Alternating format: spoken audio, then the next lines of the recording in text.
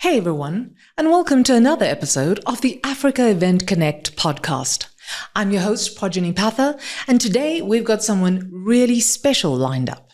It's John Arvantakis, who's the chairperson of the Event Greening Forum, and we're going to dive into the world of sustainable events.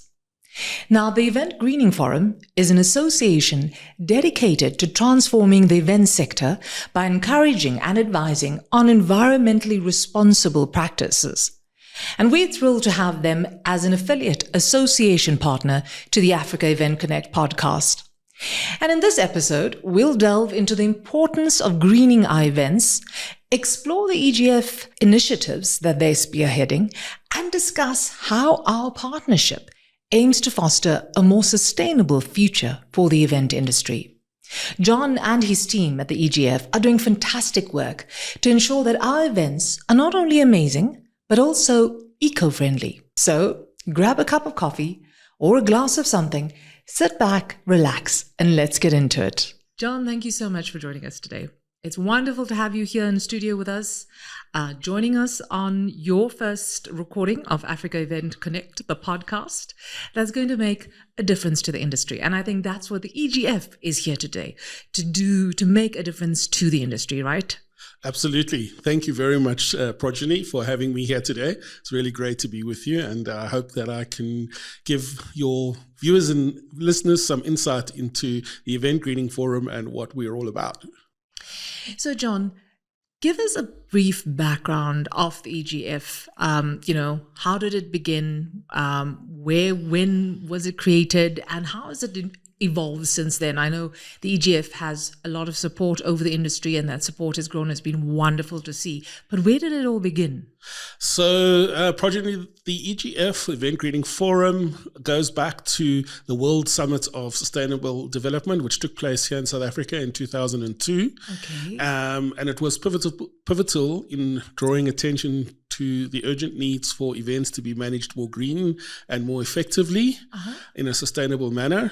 So the founders of the EGF were Justin Hawes and Grace Stead, and they formed the EGF in 2009. So it was just 5 years after South Africa hosted the World Summit on Sustainable Development. So it's about 15 years old now, right? Give or take a few years. Our maths, it's Monday after all.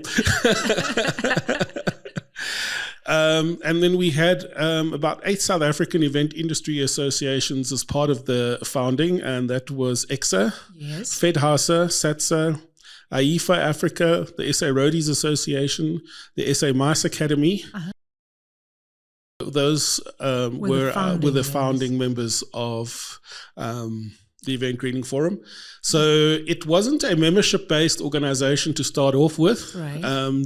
It was more a advisory body led by these partners. Okay. And over the years, it's progressed to become a member organization. And we're currently sitting with around 60 industry members as part of the Event Greening Forum. So it initially started with associations and then grew into a membership-based association. Correct, yes. That's fascinating. Now, Grace and Justin are still active members of this association. Absolutely. Right? Justin is still very much our treasurer and looks after the pennies and the pounds. In our instance, more pennies than pounds. Yes. And Grace very much involved in our educational and training portfolio within the Event Greening Forum. And that is probably one of the biggest reasons for the existence of the Event Greening Forum, is to obviously educate and train members of the various industry associations and members and industry participants in terms of, how do we host more sustainable events from both a greening point of view as well as from an economic point of view as well, because obviously there is, particularly in the South African industry, a huge emphasis on financial and economic sustainability. It goes hand in hand with greening. I know globally they like to focus on the greening side of sustainability, but in South Africa we have a dual role. That's great. I think it's important to focus on that side because how do we balance both sides, I think? Absolutely. And as event organizers, that's always the question, is it financially viable or do we choose green first? Correct. Right. And that's where the big question comes in, and the challenge that we face as the EGF is exactly that. Because obviously doing a more sustainable event is slightly more expensive, if I could use that word, Yes. than one would do if we did not do it in a sustainable way. And that's where we find our biggest challenge is making the industry aware, Yes. and at the same time convincing them that that extra cost is actually necessary. And worth it. And worth it at the end of the day. Because obviously we refer to it as the triple bottom line: people, planet, and prosperity, which is obviously the social, environmental, and economic considerations, as you mentioned. Right. Now, why is it so crucial for the events industry in South Africa to start waking up? I mean, it's 15 years the EGF has been around, and you've been on this hymn sheet for the past 15 years, and it's been growing and it's gaining momentum. And it's, I must be honest, it's wonderful to see it a firm fixture on the agenda these days. It's part of the narrative of many discussions. But why, from the Event Greening Forum side, what is your message to the events industry in terms of why is it crucial for Africa? Well, it's crucial for the world because not only just Africa, but particularly maybe because we are an African organization and a South African organization. At the moment, we are obviously reaching out to the countries north of our borders, and we're wanting to become an association that speaks for the entire African continent. Now, obviously, we need to raise awareness about the environment that we live in. Yes. Globally, climate change and global warming is a big thing.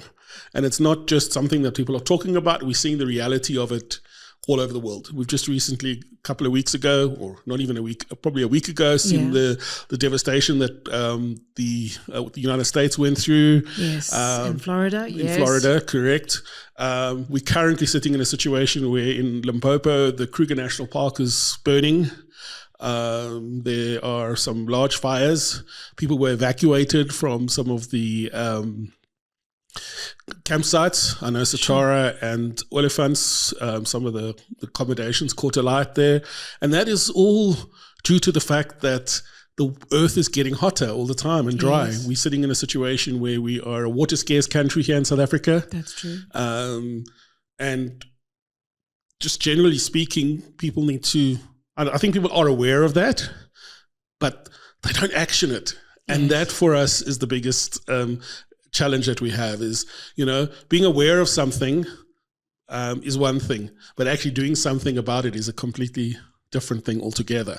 And I think we're in the comfort zone, particularly in the eventing industry. We've always done it this way. Yes. Everything has always been done in a way that is actually harmful to the environment from the wastage point of view, from the materials that we use. That's true. From the water consumption that we use, recently with electricity. So we need to have a complete rethink from our industry point of view. And for me, I think one of the reasons why it isn't happening is because the industry is not speaking with one voice.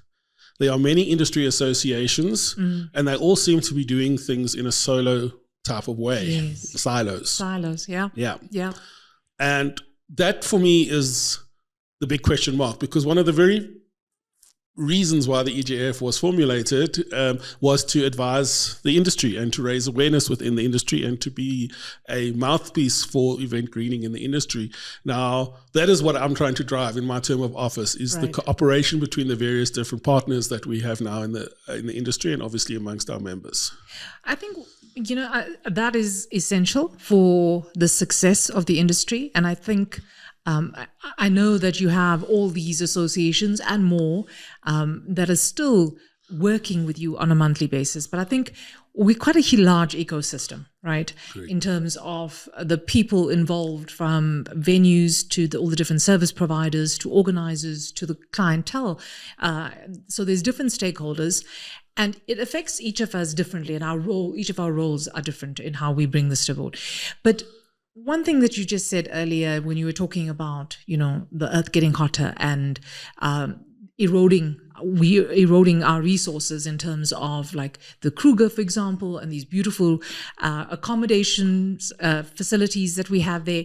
But it just made me think about, as an event organizer, that is very scary, because now it's going to erode away the resources that I need to tap into to make my events successful.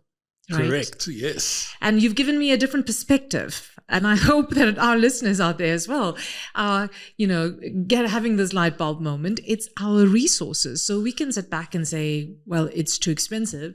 But eventually there'll be nothing left for us to utilize to make our events successful, right? Correct. So if we keep using water, for example, in cut flowers and things like that, we're taking away a very precious resource for use for a vanity project, if I can put it like that. Yeah. And that then also has a direct impact in the local community where you're hosting your event. That's true. Because you're taking away a resource that they need to live their daily lives. Yet here we are coming in for 2 or 3 days and consuming mountain loads of resources that they would otherwise need on a daily basis to live. Our industry, I'm part of the industry, and probably as an event organizer myself, I've been guilty of all of those things, but that's what helped me to have that light bulb moment, is when I realized, hang on a minute, what impact is this event that I'm bringing to this particular area having on the local community? And that's the question I would like every single event organizer, conference organizer, exhibition organizer to think about. So we need to think broader than just the target audience that we're attracting to the event. Yes, correct. We need to think broader to that. So we need to think out of the conference room, out of the venue, and what surrounds that venue in the immediate vicinity and on the larger scale in that particular city at large, right? Correct. That's one thing, us saying, we're contributing to the economy of the country, we're contributing to jobs because we're employing X amount of people, but are we employing the right people in the right places? It's one thing to bring in an entire crew when you're having an event in an outlying area, which obviously the tourism authorities in South Africa are trying to promote in other words, get the local communities to benefit. But are they actually benefiting? Because are the event organizers looking to local communities to help create the employment? Or are they shipping in people from outside the regions just to come and help because they feel that they aren't trained or correctly trained people in the communities? And that's where, again, the sustainability practice comes in from an economical and a community point of view. Yeah. Now, I'm glad you're bringing that to our attention, because when I first started in this industry, and I think that many of us as well, when we think about greening and event greening, we think about reusing and recycling. And what's the other third R? I forget. There's actually 4 R's. Now you're going to ask me those 4 R's. But I mean, reuse, recycle, right? Reduce, right, exactly. And repurpose. There we go. Okay. So where does, now you adding another element that maybe organizers have not thought about in terms of the employment opportunities and utilizing the communities, because that is doable, right? It's not too expensive. No. It's probably more affordable. Correct. And it's less impact on the environment because you're not bussing in people and adding up to the carbon footprint that your event is making as well. Of course. So, that's why I say, I get why people find greening may be a challenge or frightening, is because it's got all of these things coming at you at once. Right. But ultimately, the decision you make now impacts the carbon footprint that your event's going to have down the line. Now, and that carbon footprint is impacted by, as I said, the employees or the crew, for want of a better word, that we're bringing in to host that event. Yes. Obviously, they need to be transported to that area. They need to be accommodated in that area. And in accommodating people, yes, okay, great. The B&Bs and hotels and all of that, their room occupancy and all of that goes up, which is a tick in the box because hopefully that gets into the local community. But the negative of it is, as I say, the carbon footprint by bringing these people into the community. The other negative is that they're also now consuming, again, part of the resources that are in that community, like additional water and all of those kind of things. So it's a big ask, green and sustainable eventing, but it's a very necessary ask. And it's something that we need to seriously look at. And skills transfer is very important in South Africa, where there is a desperate need for education, particularly people in the outlying areas. And as I said, South African Tourism and the National Convention Bureau are embarking on the promotion, I think, of the small towns, dorpies and villages, where they would like to encourage event organisers or exhibition organisers to host the events in those spaces. Mm-hmm. But as I said, at the end of the day, it has to be this juggling and balancing act. Completely. Now, I mean, there's so many different elements, and as an event organizer, no matter the scale of your event, what resources does the EGF offer me to help me get these things going? What are some of the current projects or programs that you have in place or you planning for the year ahead, that will help us to start in some way or form? Because I think, each of us are at different stages of our event greening. Yes. So what kind of projects do you have or have in place for us? Okay, so the first thing we have is the green database, which is on our website. Right. And the green database lists, there's over about 500 suppliers in the industry that are doing or contributing to sustainability in one way or the other. So if you're looking for a supplier, for example, for sustainable packaging, there's definitely people on the database there that represent that. Mm-hmm. They're obviously, from a client point of view, if you are looking for suppliers and event companies or conference organizers or exhibition companies like yourself who offer green services to their clients, they are listed on our green database. Energy companies that supply energy, gifting, all sorts of things like that. So we've got a complete database. It's called the Green Database. If you go to our website, eventgreening.co.za, you'll be able to click through onto the Green Database. And brilliant. So that's one of the resources that we offer. 2 questions there. Yes. One, how do suppliers get listed on that database? So a lot of them are through our members who've discovered through their own event greening initiatives that, hang on a minute, I used X, Y, and Z company. We then approach them and say, look, we've got this green database. We need details. And obviously there is a list of criteria that they need to fulfill in order to be listed on our green database. Or otherwise, companies that have heard of us ask and inquire, can they please be listed on the green database? So we encourage our members who are actively participating in the event greening space or the economic sustainability space to please, give us information of suppliers that they know of or aware of or if they've used and recommend.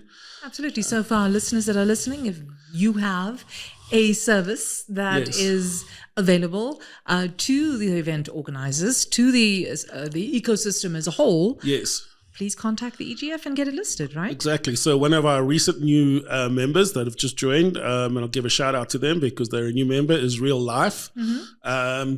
They supply lanyards and all of those type of gifting or credential elements in a seeded format and things like that. So, wonderful. That's very exciting. That came through from one of our members that used them, and we've recently listed them, and they decided to join and become a paid member of the EGF as well. So that's also very encouraging. That's really encouraging. Yeah. Okay, so for organizers, they will find it on the website. Yeah, on the Event Greening Forum website under the Green Database. Okay, so you're going to search for the Green Database on the EGF website. Yeah, so if you go to the website under resources, you'll see a tab there that says Green Database, and you'll be able to get all those. And you can search by item that you're looking for as well. Category kind of thing. Yes, category. That's right. See? Wonderful. Yep. Then, of course, as a member, we always offer training to our members. So we've been working on a couple of workshops led by Grace. Yes. So we've been tackling the SDGs. Mm-hmm. The Event Greening Forum is a signatory to the Net Zero Carbon Events Initiative. An SDG for our listeners? The Sustainable Development Goals from the United Nations. There you go. Thank you. Sorry.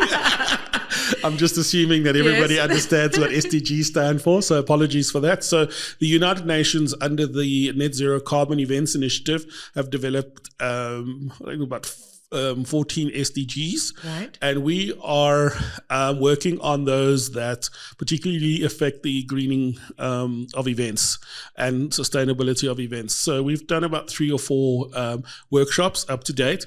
The recordings of these are all available on our YouTube channel, Wonderful. Which is also available directly through YouTube, or you can link through via our website.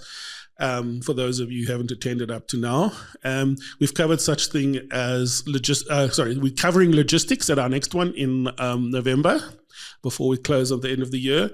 We've done materials and packaging. From a material point of view as to what to use for exhibition stands, sustainable materials for exhibition stands, obviously packaging as well, for those of you who are doing gifting and things like that, to give options on that.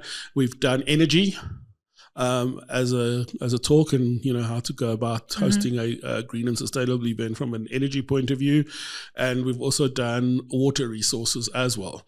So we're offering these. And we do it in a dummies, event greening for dummies kind of environment, because we recognize that a lot of our new members have just joined, and they're beginning their event greening journey, so they're not au fait with some of the particularly in-depth topics, like, for example, someone like myself, maybe, I'm not calling myself an expert either, but I certainly, hopefully, as the chairperson of the EGF, know a little bit more. But I also must say, I also started as a green, excuse the pun,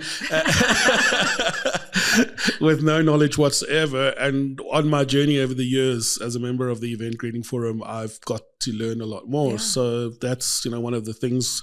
Obviously, we also invite members and association company members that are our partners. We've signed MOU agreements with the South African National Convention Bureau now, to help and assist them with the shows that they have and the events that they have. We've signed an MOU with AAXO, and we're going to be doing a couple of joint training sessions with AAXO. The first one will be towards the middle of November, so look out for the notices around that. Obviously, EXSA, we've worked together with them quite often already, and SAACI as well. So we're reaching out, obviously, to the other organizations like the TBCSA and SAACI and things like that.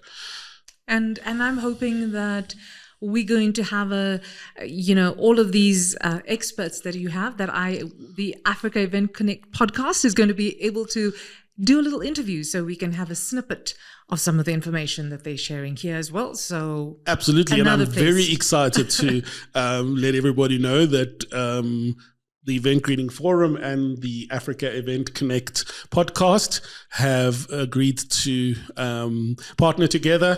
So hopefully we will also be having a lot more opportunities with you, Projeni, to spread the news and to educate through your platform. The more the industry, better. Absolutely. Yeah, we just need to spread the word. And I think, we all consume information in different ways and in different forms. And I think it's about making it accessible and making it convenient amidst our multitasking event lives that we lead. Wherever we can grasp those pieces of information and put it together into our bigger plans. Why not? That's what we're all here to do for them, right? Absolutely. And that's obviously, as one of our key founding objectives, was to provide a platform for sharing information. to be industry driven. Yes. And I think that's where we are at, to set minimum standards. So with that, we're working on, as I said, with a zero carbon and events initiative, and a lot of international, the materials library that IFAS has come up with. Yes. We partnered with them to bring the knowledge share to South Africa. AILA, which is IFAS, for our listeners, is International Federation of Exhibition Suppliers, as far as services. Yes. Yeah. Oh, you get used to all these acronyms. Yes. Now you're going to ask me this one that's coming up now in November. AILA, the International Logistics Exhibition. Something with Exhibition Association for Logistics, I guess. Which one of our members, Jackie Nell, is also a part of. And as I said, we're going to be talking about logistics and how that impacts the environment and how you can reduce your impact globally as well as locally, from a logistics point of view in terms of. Well, it's really wonderful, to see how many important components are being dealt with in bite-sized pieces, which is really great, because that's what we need. Because it can, like you said, be overpowering and very daunting. Yes. But what would you say are some of the challenges for in promoting it and for people to adopt these sustainable practices? Okay, so the biggest challenge for us and the biggest challenge globally is greenwashing. So for those of you who don't know what greenwashing is, let's explain that. Yes. Greenwashing is when organizations or companies put out statements that they are concerned about the environment, or they are doing stuff within the environmental space to reduce their impact on the environment and within the communities in which they operate, but they actually aren't. Aha. So we talk the talk, but we don't do the walk. Yeah. Exactly. We don't do the walk. I get you. Or we join the Event Greening Forum so that we can have the Event Greening Forum logo on all our promotional and marketing materials. So it gives the impression to the outside world that we are concerned about what we're doing as an organizer or a supplier, but yet we do absolutely zero in actually contributing to that. So that, in a nutshell, is what greenwashing is all about. It's about, interesting concept. Correct. Makes and that for us is a big challenge because, it's almost false advertising. If you had to have the Advertising Standards Authority and you had to go and say that this does X, Y, and Z, but it actually doesn't, you can take those companies to task for false promotion. Whereas for the Event Greening Forum, we don't really have. We're not a regulatory body, so we can't regulate the use of greening ideals. But of course, if you are a member of the EGF, we expect you to implement some of those things. And I'm always saying to everybody, as long as you make a small start, even if it's in your own office just to start off with, where you start recycling and sorting your trash. Yes. That's a start. It's a start. Absolutely. Because hopefully by sorting it out, you are reducing the amount of rubbish that's going to go to landfills. So just by starting there, you can immediately begin something small. Yes. The terminology, how do you eat an elephant? One small bite at a time. So take one small bite at a time at the greening. Start in your own office environment. One of the things that I did was I stopped the team from printing. Because everybody was printing paper left, right, and center. I think I was going through reams and reams of paper, and I said, no, we've got it's not necessary. You've got Google Drives and all OneDrives and all of those things where you can share. We go back to those files? Exactly. Keep them for 5 years and then people's desks piled up with paper, and the next minute they throw it all out. And so I said, we've got all of these. Technology systems available where we can share information and you've got all access to it, so there's no need to print it. So literally speaking, I went through I think we used to have one of those big copier machines in office. Yes. Threw that out. Well done. So that already stopped people from printing. And if I think this year I bought one ream of paper this entire year. That is brilliant. That is So brilliant. it just shows you, even on site with our exhibition stands, when we go on site, we no longer print the plans and that. Our guys all have got a tablet with them and they build the stand from a tablet. That's perfect. Absolutely. But you're right. It's all about starting small and making those contributions, looking at the different departments within your organization as well, the different aspects of building up an event and seeing where you can make those changes. And it doesn't have to be everything at once. It's a slow build up, right? Correct. Absolutely. And then, if you're doing a function for a client, immediately one of the best ways to start is stopping cut flowers in water. We've got some beautiful local indigenous succulents and things like that you can use. People are now starting to use edible centerpieces and things like that as solutions. So that is also, it's something small and it's making impact and it's starting. And I suppose you've got recycled plastic flowers that are looking absolutely real these days. Correct, as well. If absolutely. You look at some of the displays around. Yeah. You wouldn't know the difference. No, in the old days we used to get those silky things that looked very fake. Yes. Now a lot of the stuff you wouldn't. I'm looking at this cabinet behind you right here, and I can see those are all fake. But from a far away, you'll never tell that they were fake. Exactly. They look just as effective. Exactly. So yeah, it's about those small changes. Exactly. Now, tell me, as we round up, what practical steps can event organizers take to start greening the events? What would be your first go-to? Your first point of go. We talked about, office stuff. Yes. Basic administration. But at an event, what do you think are the simplest things we can tackle? Do away with plastic water bottles on the tables. Yep. And put jugs of water.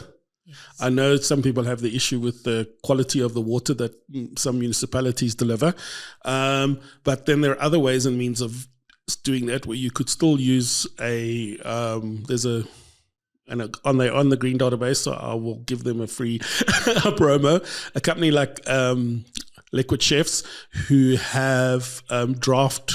Almost looks like a draft water server where you actually go up to it and it's like the draft machine's a beer draft machine, but yet when you push the button, water comes out of it. So again, instead of having plastic water bottles on a table, you can have a water glass and people can go up and refill their glasses of water whenever they need it. And I see that there's a lot of venues that are they are purifying their own water as well. Yeah, absolutely. And then using recycled bottles and jugs that they're offering to their guests. Yes. As well. So that water has already gone through the purification system. So. Absolutely. Yep. So that's really a very simple, good start. And also the nice thing about it is while people congregating, getting their water from their water fountain, for want of a better word, they're networking with each other. And so we're that's always already looking for networking opportunities, right? So that's perfect. And this can work only in the event, and it can also work in the exhibition space while you're walking around at the exhibitions. Have the water fountains where people can fill up, and it's a double source. If you're gifting to people, you can give them a water bottle, which I've done in a lot of my events, is I've actually given them a glass water bottle as a gift with the client's branding on it, and that's the takeaway as their gift. Another thing, as I said, is decor and styling, moving away from tablecloths and linen and showing the raw wood of a table. Not only are you exposing the beauty of the wood in the tables and that, but you're also reducing the impact in terms of having wash and detergents that go into the soils and all of that. Because obviously, when it gets washed, the water goes into the municipal systems, and 90% of the time it lands up in a dam or something like that, and it contaminates that. So those are elements. Simple things. Simple things, but there's a long list. Effective. We can have a whole new podcast just based on you have to come back. You have to come back. Whether it's you or Grace or Justin, yes. We'd love to hear from your core team, and I'm sure each of you have some gems to share. So we're really excited about that. No, with pleasure. We'd love to. So just going back to some basics for all our listeners, where can they find all that information again? The Event Greening Forum website. So it's www.eventgreening.co.za. And if anyone wants to reach out to you, there's a contact page on that website? There is, absolutely. And just complete the contact page and it'll go through to Lynn, who's our secretary, and she will then distribute it to the relevant committee that looks after that particular question. So if it's a training element, it'll go through to Grace and her committee. If it's a marketing element, it'll go through to myself or Justin from a financial point of view. So, yeah. Awesome. And membership. And then obviously they could also message you, DM you on your social media handles, I'm assuming. Correct. As Absolutely. Well. Yes. The EGF, it would be the handle, EGF? Event greening. John, thank you so much for sharing your insights and the incredible work that the Event Greening Forum is doing. It's inspiring to hear about the strides towards a more sustainable events industry in Africa. To our listeners, we hope this conversation has shed light on the importance of integrating sustainable practices into event planning and execution. Remember, each small step contributes to a larger impact. So remember to check out the EGF's resources and consider how you can make your next event greener. Thank you for tuning in to the Africa Event Connect podcast. Please share this episode with your colleagues, because together we can drive meaningful change in our industry. Until next time, stay connected and stay committed to making a difference.